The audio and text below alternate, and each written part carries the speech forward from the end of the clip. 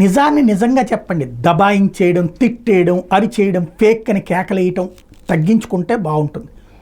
నిన్ననే ఫస్ట్ ఒకటి ప్రచారంలోకి వచ్చింది.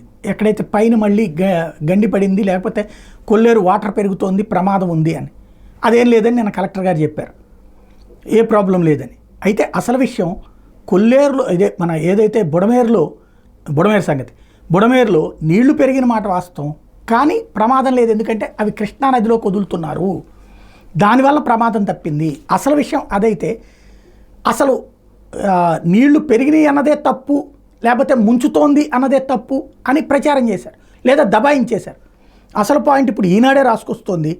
మళ్ళీ భయపెడుతున్న బుడమేరు, స్వల్పంగా పెరిగిన వరద, ఈసారి పంట పొలాల మునక, కృష్ణానదిలోకి మళ్లింపు, గండ్ల పూడ్చివేతలు జరిగినాయి అన్నట్టుంది. కృష్ణానది మీద పవిత్ర సంగమ స్థలికి వరద నీటిని మళ్లించే క్రమంలో బీడీసీ అంటే బుడమేరు డైవర్షన్ ఛానల్కి బుధవారం ఉదయం జీకొండూరు మండలం కౌలూరు, ఇబ్రహీంపట్నం, ఏలప్రోలు సమీపంలో 3 గండ్లు పడ్డాయి. అంటే నిన్న కూడా గండు పడ్డ మాట వాస్తవం. ఈ వరదంతా సింగనగర్కి వస్తుందని ప్రచారం జరగడంతో అధికారులు వెంటనే స్పందించారు. రాత్రికల్లా వాటిని పూడ్చేందుకు ఏర్పాట్లు చేస్తున్నారు. మొత్తం వరదను బీడీసీ ద్వారా, అంటే బుడమేరు డైవర్షన్ ఛానల్ ద్వారా కృష్ణానదిలోకి వదులుతున్నారు. బుడమేరు డ్రైన్కి చుక్క నీరు కూడా రాకుండా చర్యలు తీసుకున్నారు. మంగళవారం వెలగలేరు రెగ్యులేటరీ వద్ద కేవలం 600 క్యూసెక్కులు వరద ఉంటే బుధవారం ఉదయానికి 4500కి పెరిగింది. సాయంత్రానికి 6000కి చేరుకుంది. మంగళవారం సాయంత్రం నీటి మట్టం పూర్తిగా తగ్గిపోవడంతో 11 గేట్లను దించినటువంటి సందర్భంగానే వరద వచ్చింది. ఈ నేపథ్యంలో వరదని కంట్రోల్ చేశారు.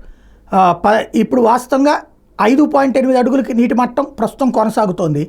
అది కనుక 11 అడుగులకి పెరిగితే గేట్లు ఎత్తేయాల్సి ఉంటుంది. ప్రస్తుతానికైతే ప్రాబ్లం ఏం లేదు.